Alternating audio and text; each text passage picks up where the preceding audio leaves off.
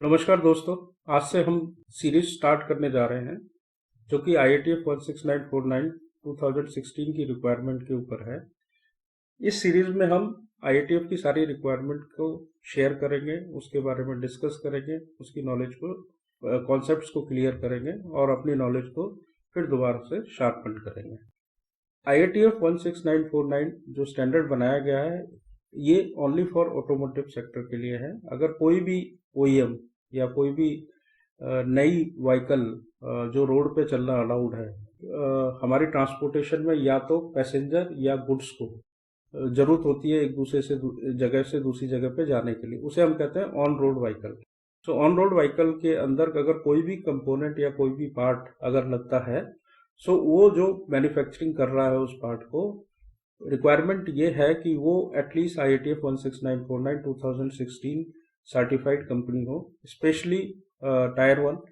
But requirement यह है कि पूरी सप्लाई चेन के अंदर मिनिमम सर्टिफिकेशन ISO 9001 2050, तो एटलीस्ट सारे सप्लायर्स ISO तो पहले होने चाहिए, बट टायर 1 तो IATF 16949 सर्टिफाइड कंपनीज होनी चाहिए। उसका रीजन ये है कि हमारा ऑटोमोटिव सेक्टर डायरेक्टली सेफ्टी से रिलेटेड है। बिकॉज अगर कोई भी मैन्युफैक्चरिंग के कारण रोड एक्सीडेंट होता है तो डायरेक्टली उसका लाइफ लॉस है। तो इसको ध्यान में रखते हुए स्टैंडर्ड में विशेष ध्यान दिया गया है कि प्रोडक्ट क्वालिटी एक सिस्टम वाली मैन्युफैक्चरिंग कंपनी से बन के आए, जिससे कि प्रोडक्ट क्वालिटी अश्योर हो और कम से कम इंसिडेंट्स हो या कम से कम मिस हैपनिंग हो बिकॉज ऑफ मैन्युफैक्चरिंग डिफेक्ट। मैं इस सिस्टम को स्टार्ट करने से पहले एक छोटी सी दो चीजें शेयर करना चाहता हूं जो मैंने एक्सपीरियंस की हैं अपने कैरियर के अंदर।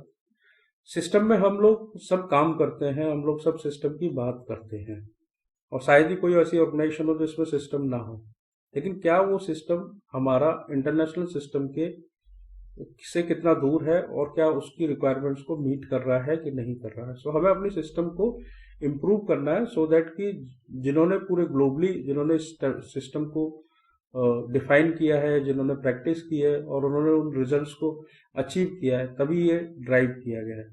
सो सिस्टम में सबसे पहले जरूरत है कि हम उसके ऊपर बिलीव करें, क्योंकि जो सिस्टम के रिजल्ट्स का जो आते हैं वो थोड़ा सा लॉन्ग टर्म होते हैं और अगर सिस्टम में के अंदर अगर हमने कुछ गलत कर दिया तो उसके इम्पैक्ट भी काफी लॉन्ग टर्म के बाद आते हैं। अगर मैं आज की डेट में जो हम कोरोना को फेस कर रहे हैं, पूरे वर्ल्ड ने कुछ सिस्टम डिफाइन किए हैं, कुछ रूल्स डिफाइन किए हैं कि हमें सोशल डिस्टेंसिंग मेंटेन करनी है, हमें मास्क लगाने हैं, सैनिटाइजर करने हैं। सो अगर हम इस चीज़ों को फॉलो नहीं करेंगे तो इसके इम्पैक्ट बहुत बुरे आएंगे, ये हम सब लोग जानते हैं। बट फिर भी कुछ लोग ये सोचते हैं कि हमारे एरिया में कोई कोरोना का केस नहीं आया है और मैं बहुत विशेष तरीके से अपना ध्यान रख रहा हूँ, फैमिली का ध्यान रख रहा हूँ। सो वो कुछ चीज़ों को निग्लेक्ट कर देते हैं। कई बार वो मास्क लगाना भूल जाते हैं, कई बार अपना हैंड वॉश करना भूल जाते हैं और कहीं ना कहीं पर आप समझ सकते हो कि उसके रिजल्ट्स बहुत अच्छे नहीं आएंगे। सो सिस्टम को इम्प्लीमेंट करने से पहले सबसे पहले सिस्टम पे बिलीव करना इज मस्ट। तो जो भी अगर हम अपने सिस्टम को डिफाइन कर रहे हैं, हम रूल्स बना रहे हैं, तो इस अप्रोच से लगाएं कि हमें इसको प्रॉपरली इम्प्लीमेंट करना है और इसके ऊपर बिलीव करना है। सो हम स्टार्ट करते हैं। सो ये पूरा सिस्टम PDCA साइकिल के ऊपर लिखा हुआ है। तो ये पूरा स्ट्रक्चर क्लॉज नंबर 4 से लेकर के 10 के अंदर सारी रिक्वायरमेंट्स को लेकर डिफाइन किया है। क्लॉज नंबर 6 प्लानिंग में आता है, 7 एंड 8 तक डू में आता है, फिर देन हम उसको मॉनिटर करते हैं, उसकी परफॉर्मेंस को, वो चेक्स में है।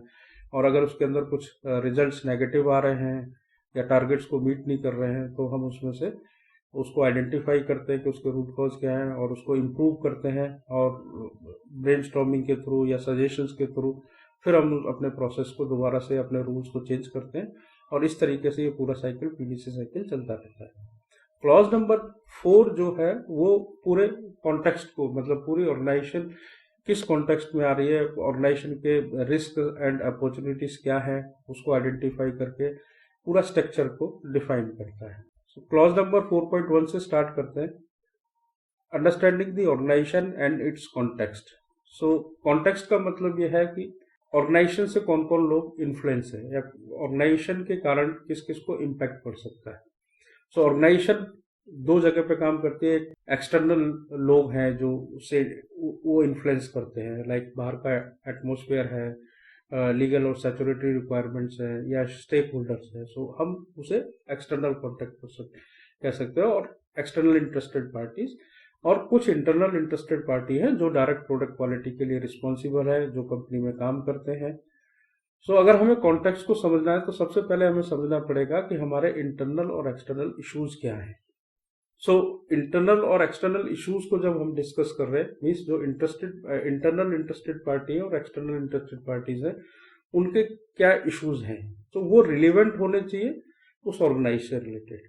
और उनकी स्ट्रेटेजिक डायरेक्शन क्या है। मीन्स अगर एक्सटर्नल इंटरेस्टेड पार्टीज का बात करूं तो जो स्टेक होल्डर्स है वो चाहते हैं कि मेरी जिस कंपनी में मैंने अपना स्टेक खरीदा हुआ है वो profitable organization that affects its ability to achieve intended results. So because उनके जो इश्यूज हैं वो हमारे जो जिस रिजल्ट्स के लिए हमने ऑर्गेनाइजेशन को लगाया है, प्रॉफिटेबिलिटी के लिए, अच्छी प्रोडक्ट क्वालिटी आए, ब्रांड इमेज अच्छी हो, सो वो रिजल्ट्स के ऊपर काफी इफेक्ट करता है। एक्सटर्नल और इंटरनल इश्यूज हैं, हमें उनको मॉनिटर करना है और बीच बीच में रिव्यू भी करना है, क्योंकि इंटरनल और एक्सटर्नल पार्टीज के जो इंटरेस्ट होते हैं वो चेंज होते रहते हैं। सो अगर मैं कॉन्टेक्स्ट की बात करूं तो यहाँ पर हम अगर दूसरे वर्ड में बोले तो हमें रिस्क एंड अपॉर्चुनिटीज आइडेंटिफाई करनी है for the internal and external interested parties. जो इश्यूज हैं इंटरनल और एक्सटर्नल वो पॉजिटिव भी हो सकते हैं, नेगेटिव भी हो सकते हैं। सो दोनों इश्यूज को हमें एड्रेस करना है। अगर एक्सटर्नल कॉन्टेक्स्ट के अंदर हम बात करें तो एक्सटर्नल कॉन्टेक्स्ट में नॉर्मली जो लीगल है, क्योंकि उनका कंपनी के ऊपर लीगल रिक्वायरमेंट्स को मीट करना कंपलसरी है। सो ऑर्गेनाइजेशन को लीगल रिक्वायरमेंट से भी इम्पैक्ट पड़ेगा। सो लीगल रिक्वायरमेंट्स हैं, टेक्नोलॉजी है, कम्पिटिटिवनेस है, बाकी ऑर्गेनाइजेशंस के साथ भी हमें कम्पिटिटिव करना है, उनके उनके उनके रिस्पेक्ट में हमारा प्रोडक्ट अच्छा होना चाहिए। मार्केट की सिचुएशन है, मार्केट की कंडीशंस है, ओवरऑल कल्चर है जहाँ पर हम जिस टेरिटरी में हम काम कर रहे हैं, और उस वहाँ पर जो सोशल और इकोनॉमिकल इन्वायरमेंट कैसा है। लाइक मे बी वो नेशनल लेवल और इंटरनेशनल लेवल पे भी इश्यूज हो सकते हैं, मे बी रीजनल और लोकल भी इश्यूज हो सकते हैं। रीजनल में लैंग्वेज हो गई, रीजनल कल्चर हो गया, सो उसका भी इम्पैक्ट ऑर्गेनाइजेशन के ऊपर पड़ता है। सो उससे रिलेटेड क्या इश्यूज हैं, सो ये सारी चीज़ें हमारे एक्सटर्नल कॉन्टेक्स्ट में आती है। इंटरनल कॉन्टेक्स्ट में बात करें तो हमारी इंटरनल ऑर्गेनाइजेशन की नॉलेज कैसी है, उसकी परफॉर्मेंस कैसी चल रही है, इंटरनल ऑर्गेनाइजेशन का कल्चर क्या है, और इंटरनल ऑर्गेनाइजेशन की अपनी वैल्यूज क्या है, उन वैल्यूज के ऊपर वो कितना बिलीव करते हैं। सो ये इश्यूज हैं जो हम इंटरनल कॉन्टेक्स्ट के बिहाफ इश्यूज को एड्रेस कर सकते हैं। इंटरनल और एक्सटर्नल जब हम इश्यूज को आइडेंटिफाई करते हैं तो हमें ऑर्गेनाइजेशन का पूरा एक कॉन्टेक्स्ट समझ में आता है कि ऑर्गेनाइजेशन स्मॉल स्केल में है, मीडियम स्केल में है या लार्ज स्केल में है, कौन से सेक्टर में काम कर रही है। इसके बाद हम हमारी जो रिक्वायरमेंट आती है स्टैंडर्ड में 4.3 की scope of quality management system. जब हमें ऑर्गेनाइजेशन का कॉन्टेक्स्ट समझ में आ गया तो हमें स्कोप उसका डिफाइन करना है। सो जब हम स्कोप डिफाइन करते हैं तो एक्सटर्नल और इंटरनल इश्यूज को भी ध्यान में रख करके अपना स्कोप डिफाइन करना है और उनकी रिक्वायरमेंट्स को भी ध्यान में रखना है, जो भी इंटरेस्टेड पार्टीज हैं, प्लस जो हम प्रोडक्ट और सर्विस ऑर्गेनाइजेशन कर रहे हैं। तो प्रोडक्ट का मतलब कि हम मैन्युफैक्चरिंग सेक्टर में हैं या हम सर्विस इंडस्ट्री में। अगर आईएसओ के एस्पेक्ट में बात करें तो सर्विस के अंदर एप्लीकेबल है, बट आईएटीएफ के रिस्पेक्ट में हम बात करें तो ओनली मैन्युफैक्चरिंग साइट को ही सर्टिफिकेट मिल सकता है, सर्विस इंडस्ट्री को नहीं मिलता सर्टिफिकेशन। सो प्रोडक्ट के स्कोप में क्या क्या चीजें हम लिख सकते हैं, क्या क्या चीजें नहीं लिख सकते। डॉक्यूमेंट करना हमें स्कोप की स्टेटमेंट को, और उसके अंदर हमें क्लियरली डिफाइन करना है कि हमारा प्रोडक्ट क्या है या सर्विस क्या है जो हमारे इस क्यूएमएस क्वालिटी मैनेजमेंट सिस्टम के अंदर आती है। अगर कोई जस्टिफिकेशन फॉर एनी एक्सक्लूजन और नॉट एप्लीकेबल रिक्वायरमेंट, सो हमें जस्टिफाई भी करना है यहाँ पर कि हमारी ये चीजें एक्सक्लूडेड है, इन चीजों को हम नहीं कर रहे हैं। सो अगर हम आईएटीएफ के रिस्पेक्ट में बात करें तो आईएटीएफ में जो स्कोप है उसमें कुछ वर्ड्स को नहीं माना जाए, एलिमिनेट कर दिया है, like automotive word. So normally हम लिखते हैं कि ऑटोमोटिव पहले यूज किया करते थे या सर्विस हम यूज किया करते थे, ये कुछ वर्ड्स को हटा दिया गया। अगर IATF का जब सर्टिफिकेशन होता है तो ये अंडरस्टूड है कि कंपनी मैन्युफैक्चरिंग कर रही है। और मैन्युफैक्चरिंग भी दो तरीके से कंपनी कर सकती है, या तो प्रोडक्ट स्पेसिफिक स्कोप होगा या process specific. So process specific का मतलब the manufacturing of sheet metal component. So sheet metal के कुछ भी पार्ट्स, तो sheet metal is a manufacturing process, या injection moulding parts. So injection moulding is a manufacturing process. जब product specific हम scope define करते हैं तो manufacture of tyre, manufacture of axle, so इस टाइप से हम प्रोडक्ट स्पेसिफिक। IATF के अंदर जो एक्सक्लूजन जस्टिफाइड है वो खाली हम प्रोडक्ट डिजाइन का एक्सक्लूजन ले सकते हैं, मैन्युफैक्चरिंग प्रोसेस डिजाइन का नहीं ले सकते। सो अगर हम डिजाइन की बात करें तो कोई भी ऑर्गेनाइजेशन दो चीजों के लिए रिस्पॉन्सिबल हो सकती है, प्रोडक्ट डिजाइन और प्रोसेस डिजाइन। प्रोसेस डिजाइन तो सबके लिए एप्लीकेबल है, बिकॉज उसी कंपनी को सर्टिफिकेट मिलेगा जो मैन्युफैक्चरिंग सेक्टर में, और अगर आपको मैन्युफैक्चरिंग करनी है तो आपको प्रोसेस को डिजाइन करना पड़ेगा।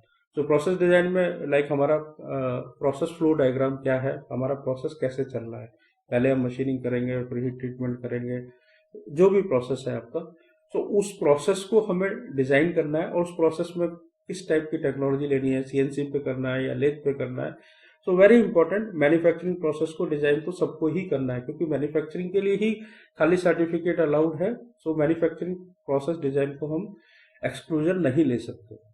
प्रोडक्ट डिजाइन के ऊपर हम एक्सक्लूजन ले सकते हैं, क्योंकि प्रोडक्ट की डायमेंशन क्या होंगी, प्रोडक्ट की लेंथ विड्थ क्या होगी, प्रोडक्ट के अंदर क्या टेक्निकल स्पेसिफिकेशन होंगे, ये डिजाइन का एस्पेक्ट है। डिजाइन IATF के अंदर दो में से कोई ना कोई रिस्पॉन्सिबल होना चाहिए, आइदर कस्टमर और सप्लायर। अगर ड्राइंग कस्टमर की है और कस्टमर की टेम्पलेट में है और कस्टमर लिख के देता है कि ये डिजाइन मेरा है, स्कोप के अंदर आप डिजाइन इंक्लूड नहीं कर सकते। लेकिन अगर सप्लायर रिस्पॉन्सिबल है for the design of product, then the scope will be design and manufacturing of product specific और प्रोसेस स्पेसिफिक। प्रोडक्ट स्पेसिफिक में प्रोडक्ट का नाम आ जाएगा, लाइक टायर, मिरर, जो भी है। मैन्युफैक्चरिंग प्रोसेस स्पेसिफिक के अंदर मैन्युफैक्चरिंग प्रोसेस का नाम आ जाएगा, लाइक इंजेक्शन मोल्डिंग या sheet metal part. So now I want to conclude a session for today. We will continue from tomorrow. Thank you for watching.